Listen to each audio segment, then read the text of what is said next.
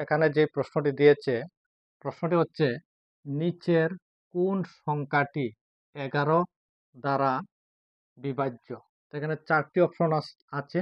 এই 4টি অপশনের মধ্যে কোন অপশনটি 11 দ্বারা বিভাজ্য হবে সেটা বের করার জন্য বলা হয়েছে। তো প্রশ্নটি এসেছিল এসএসসি গ্রুপ ডি 2024 এসেছিল প্রশ্নটা। তাহলে দেখুন অঙ্কটা সমাধান কিভাবে হবে। যে প্রথম সংখ্যাটা এখানে হচ্ছে 4, তারপর একটি সংখ্যা গ্যাপ দিতে হবে, গ্যাপ দেওয়ার পরের সংখ্যাটা হচ্ছে 5। তো 4 আর 5 এই সংখ্যা দুটি যোগ করতে হবে। তাহলে 4 আর 5 যদি যোগ করি, যোগফলটা হবে 9। আর এখানে আছে 8 আর এখানে হচ্ছে 7। তাহলে 8 আর 7 যদি যোগ করি, এখানে যোগফলটা হবে 15। 9 আর 15 এই দুটি সংখ্যার পার্থক্য করলে 0 হতে হবে। অর্থাৎ পার্থক্য মানে বিয়োগ করলে 0 হতে হবে। তাহলে এখানে বিয়োগ করলে 0 হবে না। যদি 0 হয় তাহলে 11 দিয়ে এই সংখ্যাটাকে ভাগ হবে। তো এখানে 0 নয়, তাই 11 দিয়ে এই সংখ্যাটাকে ভাগ হবে না। তাহলে অপশন 1টা রং।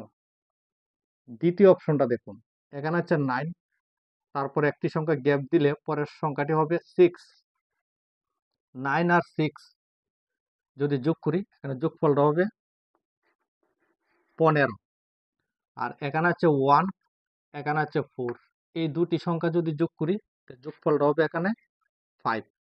তো এখানে এই দুটি সংখ্যার যদি আমরা পার্থক্য করি, এখানেও 0 আসবে না। তো 0 যদি না আসে, এই অপশনটাও রং। 3 নম্বর অপশনটা দেখব, এখানে আছে 8, এখানে আছে 6। তাহলে 8 আর 6 যদি যোগ করি 14 হবে। এখানে আছে 9, এখানে আছে 2। 9 আর 2 যোগ করলে হবে 11। এই দুটি সংখ্যার যদি পার্থক্য করি, তাহলে এখানে 0 আসবে না। তো 0 যদি না আসে, এই অপশনটাও ভুল। তো অপশন 4টা দেখব, এখানে আছে 6, এখানে আছে 8। তাহলে 6 আর 8 যদি যোগ করি, যোগফলটা হবে 14।